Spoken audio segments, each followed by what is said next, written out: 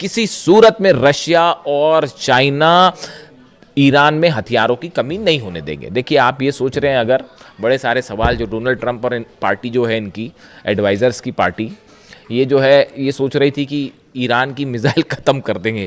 ये 5 महीने तक इनकी कोशिश यही चल रही है कि ईरान की मिसाइल्स ख़त्म कर देंगे, और वो ये सोचते हैं ईरान की मिसाइल ख़त्म हो जाए, और जैसे ही ये सोचते हैं कि अब कम हुई मिसाइल, वो एक्स्ट्रा मिसाइल फायर करने लगता है। वो जॉर्डन में इतने बुरे पिटे हैं साहब, अगले वीडियो में मैं आपको बड़ा खुलासा करूंगा कि अरब देश अब क्या सोच रहे हैं इस पूरे हमले को लेकर। जॉर्डन में ऐसा पीटा है, कुवैत में ऐसा पीटा है, बहरीन में ऐसा पीटा है, सऊदी भी में भी जैसे हमले हुए हैं, उसके बाद जो है समझ में आ गया इनको कोई मिसाइल विसाइल खत्म नहीं हो रही। खबरें ये हैं कि मिसाइल्स अमेरिका की खत्म हो गई। जनरल डेन केन जो चीफ ऑफ जॉइंट स्टाफ है, ये जो हमले चल रहे थे, डोनाल्ड ट्रंप जो कह रहे थे हम सेकेंड वर्ल्ड वॉर के बाद सबसे बड़ा हमला करने वाले हैं, उसका नतीजा क्या होता ये भी डोनाल्ड ट्रंप को बताया गया है।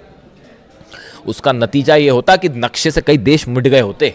आप सोच नहीं सकते कितने बड़े हमले होने वाले थे।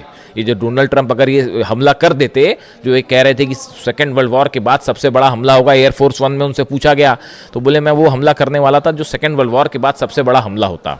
और फिर उन्होंने कहा कि जो है वो सऊदी के क्राउन प्रिंस ने मुझे रोका और कतर ने मुझे रोका, और तमाम इन देशों ने जो है मुझसे कहा कि अभी आप हमले मत करिए और बातचीत को एक मौका दीजिए, और हम कोशिश कर रहे हैं कि लोगों की जानें ना जाएं। इस तरह की बात डोनाल्ड ट्रंप कर रहे हैं। 168 बच्चियों की मौत जो है वो दिखाई नहीं दी, है ना। अली खामनी साहब को टारगेट किया, वो दिखाई नहीं दिया। उनको शहीद करने के बाद सोचते हैं कि डील हो जाएगी। कैसे डील हो जाएगी साहब? अभी तो फिलहाल जो मेरे पास खबरें हैं, पुख्ता खबर नहीं है। अभी थोड़ी देर पहले हॉर्मुज में एक जहाज को ठोक दिया ईरान ने, थोड़ी देर पहले की खबर है। अभी धीरे से देखिए आएगी बाहर। धमाकों की खबर आ गई है, तो अब वहां पे कोई दिवाली का बम तो फूटा नहीं होगा, है ना। हॉर्मुज में कोई पटाखे तो चले नहीं होंगे, तो वो धमाके की खबर आई है, तो वो जहाज के करीब धमाके की खबर आई है, वो हलचल है वहां पे, देखते हैं क्या होता है। तो मेरे ख्याल से तो एक जहाज और ठोक दिया है ईरान ने, ये लो।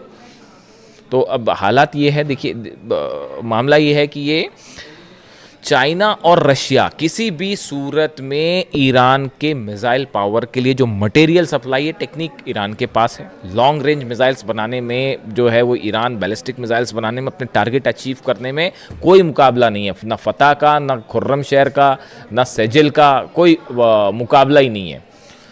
खैबर और खैबर शिकन दोनों वर्जन्स जो है मिसाइल के वो ऐसे हैं कि वो रिसर्च चल रही है कि भैया कैसे क्या इन्होंने क्या ही कर दिया।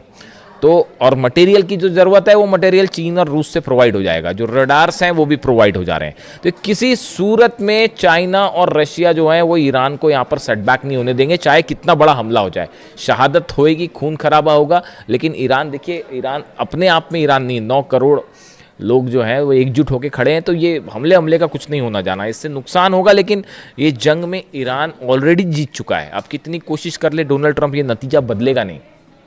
और ये बड़ा इकोनॉमिक स्टेक लगा हुआ है रशिया और चाइना का ईरान में, वो किसी सूरत में नहीं जो है नुकसान पहुंचने देंगे। बड़ा नुकसान की जंग हो जाए और ईरान हार जाए, ऐसा कतई नहीं होने जा रहा। और ना ही मिसाइल की कमी होने जा रही है, ना ड्रोन की कमी होने जा रही, चाहे जंग आज चले चाहे 5 साल चले।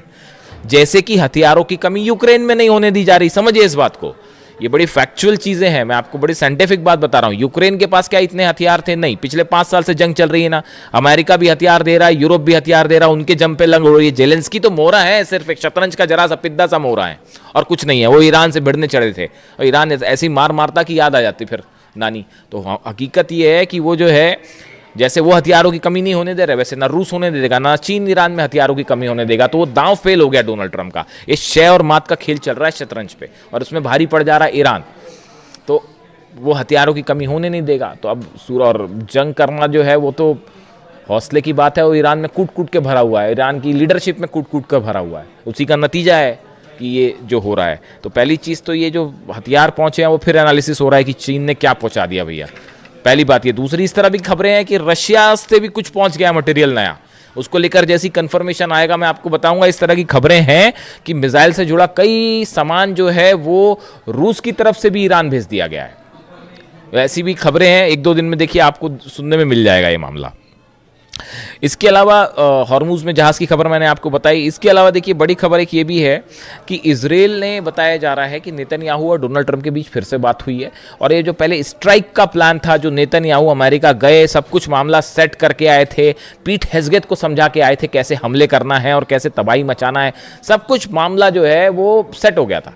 लेकिन उसके बाद जो है एंड टाइम पे स्ट्राइक वापस हो गई, तो नेतन्याहू फिर नाराज़ बताए जा रहे हैं। अब वो फिर कोशिश कर रहे हैं कि किसी तरह से तैयार किया जाए हमला करने के लिए। तो वो बताया जाता है कि इजराइल ने जो है, नेतन्याहू ने इस तरह की बात की है डोनाल्ड ट्रंप से कि देखिए आप जो भी करें, हमला करना है हमला करो, डील करना जो करना करो, लेकिन इजराइल के इंटरेस्ट पूरे होने चाहिए, चाहे वो मिलिट्री के लिहाज से हो, चाहे सिक्योरिटी के हिसाब से हो, चाहे इकॉनमी के हिसाब से हो, हमारे पूरे इंटरेस्ट को सेफ रख के जो काम करना है वो करिएगा। तो इस तरह से एक बार फिर थोड़ी मनमुटाव वाली खबरें आ रही हैं डोनाल्ड ट्रंप और नेतन्याहू के बीच में। खैर देखते हैं उसका जो भी हकीकत होगी।